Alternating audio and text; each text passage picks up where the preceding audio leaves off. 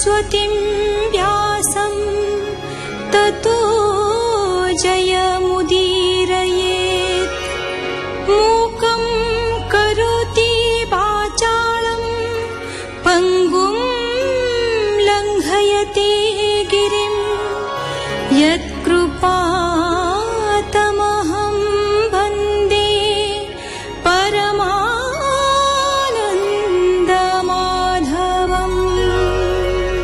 भरतଙ୍କ वंशचरित परे शुकदेव अजमीढ़ वंशचरित वर्णना करी कहिले जे तांक वंशरे शरद्बान धनुर्वेदरे सुपंडित थिले। वनरे उर्वशी को देखि कामासक्त हेबारु कृप एवं कृपी नामरे पुत्र आउ कन्या जात हेले। शांतनु सहायतारे कृपी द्रोण को विवाह कले। सेही वंशरे बृहद रथंक दुई पत्नी गर्भरु दुई फाळ होई एक पुत्र जन्म हेला। एपरी अद्भुत पुत्र को श्मशान रे पकाई आसिबा परे जरा राक्षसीर मंत्र बलरे दुई फाळ शिशु जोड़ी होई गला। सेही शिशु हेला अजर अमर वीर जरासंध। शुक उवाच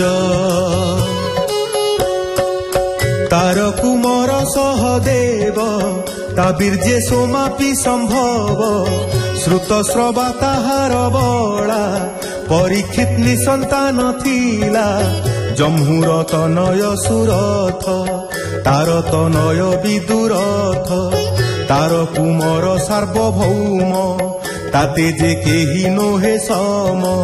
तार कुमार जयसेन राधिक ताहार नंदन ताठारु अयुतायु होए अक्रोधन तार तनये। तार कुमार देवातिथि ऋष्यता कहूँ उत्तपति ताहार आत्मज दिलीप ता पुत्र नामटी प्रतीप। प्रतीप बीर्जे पुत्र तीनी होइले निज रूप घेनी। देवापि शांतनु बाल्लिक स्वभावे सुज्ञानी विवेक। शांतनु राज्ये होई राजा धर्मे पालिला जन प्रजा। पूर्व जन्मरे तार नाम महाभीष बोली प्रधान। तार महिमा सुन राये से जाको हस्त घेली छुए से जेबे होइथिब जीर्ण तक्षणे लाभिब जवान। शांति लभि से सुखे रहे तेणु से शांतनु बोलाए। हेमंते तार राज्य काले मेघ नदी से अंतराले। वृष्टि न करे बड़ा हक क्षुधा पीड़ित सर्वलोक। हेमंते द्वादश बरस वृष्टि विहीन तार देश। शांतनु ब्राह्मण को चाही बोलई सिरे कर देई।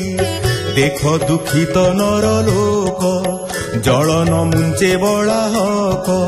किबा कर्म समर अछि इंद्र न बरसे तालखी। हेमंत सुनी तार बाणी विप्रेणी गमे परिमाणी। ज्येष्ठ भ्रातार राज्य भाग तुम्हे करुछ निजे भोग। से परिवेता अति दोषे तो देशे इंद्र न बरसे। हेमंत विप्रमुख शुणी भय बोलई नृपमणि। राज्य मु ज्येष्ठ भ्राते देई तपसाधि विवने रही। सुखे जियंतु जन प्रजा देवापि राज्ये हेउ राजा। संगे घेनाई विप्रगणे देवापि राज्य समर्पणे। शांतनु ज्येष्ठ भ्राता पादे पड़ी बोलोई सकनादे। हे भ्रात राज्य हो राजा सुखे जियंतु जन प्रजा। देवापि तार बोलो शुणी कहिला धर्म परिमाणी। देशु बाहर होई मोही राज्ये मो प्रयोजन नाही।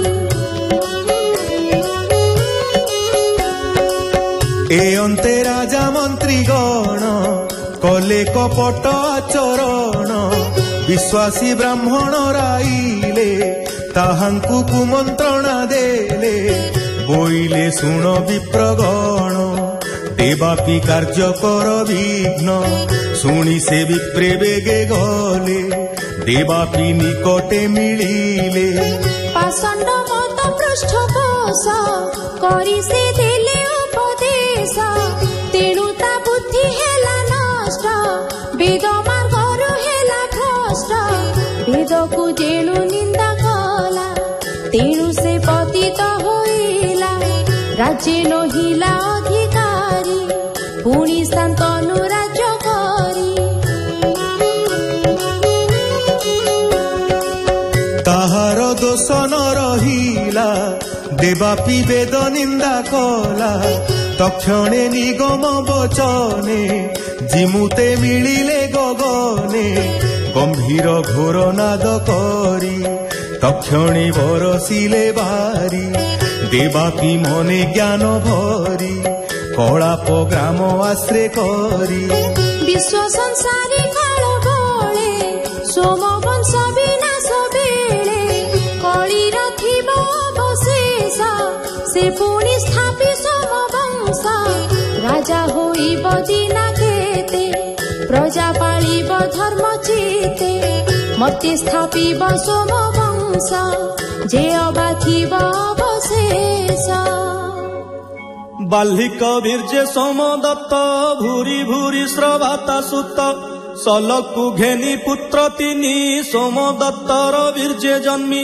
ଶାନ୍ତନୁ ବୀର୍ଯ୍ୟ ପୁତ୍ର ଜାତ ଭୀଷ୍ମ ନାମରେ ଗଙ୍ଗା ସୁତ ସେ ସର୍ବବୀର ଶିରୋମଣି ପରଶୁରାମେ ଯୁଦ୍ଧେ ଜିଣି ଶାନ୍ତନୁ ଦାସ କନ୍ୟା ଗର୍ଭେ ଚିତ୍ରାଙ୍ଗଦ ଯେ ଜାତ ପୂର୍ବେ ଯେ ଚିତ୍ରାଙ୍ଗଦ ନାମେ ସୁତ ସେହି ଗନ୍ଧର୍ବେ ହେଲା ହତ ବିଚିତ୍ର ବୀର୍ଯ୍ୟ ବରଜ ଏବେ ହୋ ଶୁଣ କୁରୁ ରାଜ ସେ କନ୍ୟା ଗର୍ଭେ ଗଙ୍ଗା ଜଳେ ଧରି ଯେ ପରାଶର ବଳେ ବ୍ୟାସ ମୁନିଙ୍କି ଜନ୍ମ କରି ସମ୍ଭ୍ରମେ ତାକୁ କୋଳେ ଧରି ବଦରି ବନେ ପକାଇଲେ ଗୋବିନ୍ଦ ତାହାଙ୍କୁ ରଖିଲେ ସେ ବିଷ୍ଣୁ ଅଂଶେ ମହାମୁନି ପ୍ରତ୍ୟକ୍ଷ ବିଷ୍ଣୁ ତେଜ ଘେନି ହରିର ଅଂଶେ ଉତ୍ପନ୍ନ ନାମ ତା କୃଷ୍ଣ ଦ୍ୱୈପାୟନ କୈଳ ଆଦି ଶିଷ୍ୟ ଗଣେ ବିଦ୍ୟା ଅଭ୍ୟାସୀ ଜଣେ ଜଣେ ହୋଇଲେ ସର୍ବଶାସ୍ତ୍ର ବେତ୍ତା ସକଳ ଗୁଣେ ଗୁଣବନ୍ତା